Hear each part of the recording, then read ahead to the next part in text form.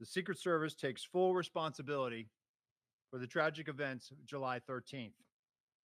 This was a mission failure. The sole responsibility of our agency is to make sure our protectees are never put in danger.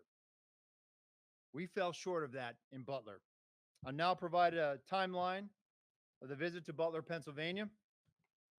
At 5:45 p.m., a local Butler County Emergency Services Unit counter sniper team member texted the Secret Service counter sniper team leader about a suspicious person and sent two photos of the individual later identified as the assailant.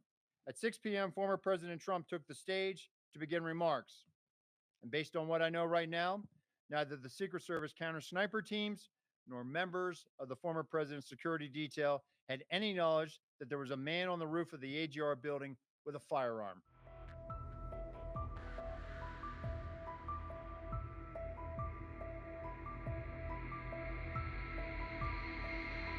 The assassination attempt of former President Donald Trump was a dark day for our country. I again extend my deepest sympathies to the family of Corey Comparator and sincere wishes for a swift recovery for Mr. Copenhaver and Mr. Dutch. The Secret Service takes full responsibility for the tragic events of July 13th. This was a mission failure.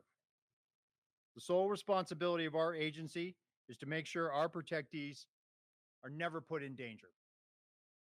We fell short of that in Butler, and I'm working to make sure that this failure does not happen again.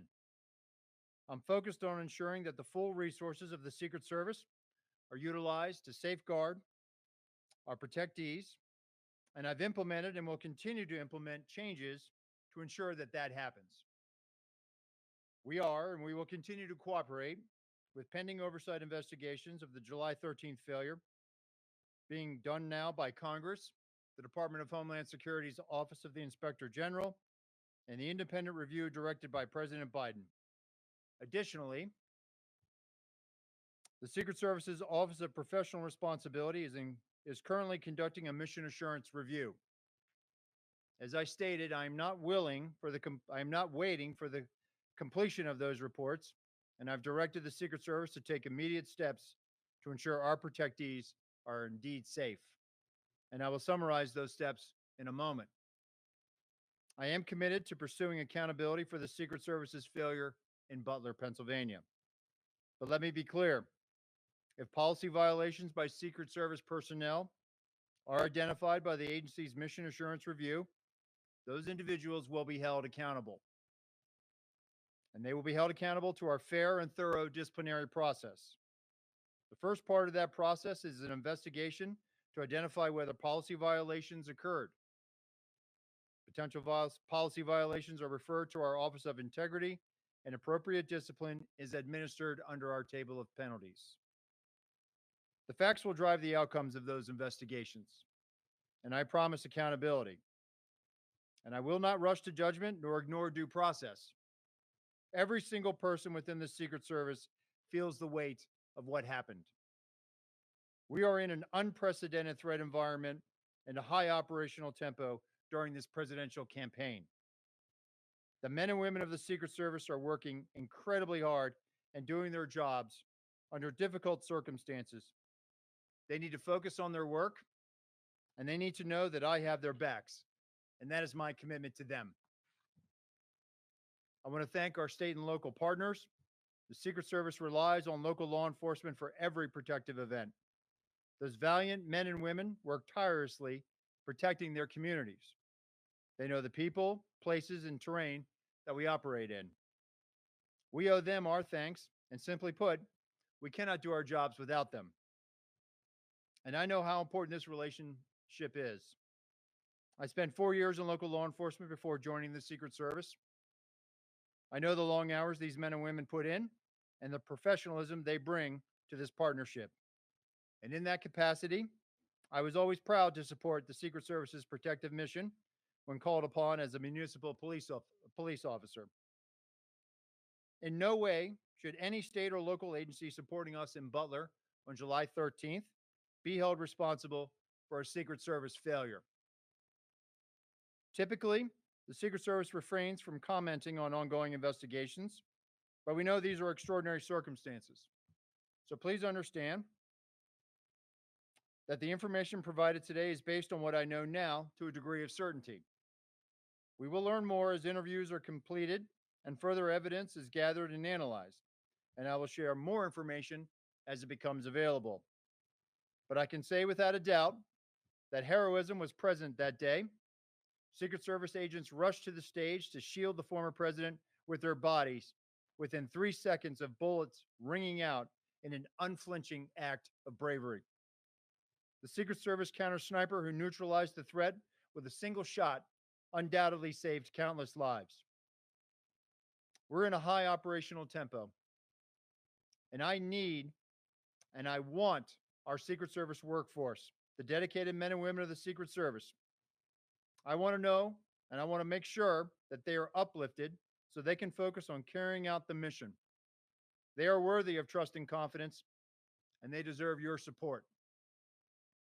And let me take a moment to speak to the American people that are counting on us to do our job, to protect their ability to cast a vote for the candidate of their choice. The Secret Service's successes are largely unknown. You will only know of our failures, and those have been documented, and all of them are undeniably dark days in our nation's history.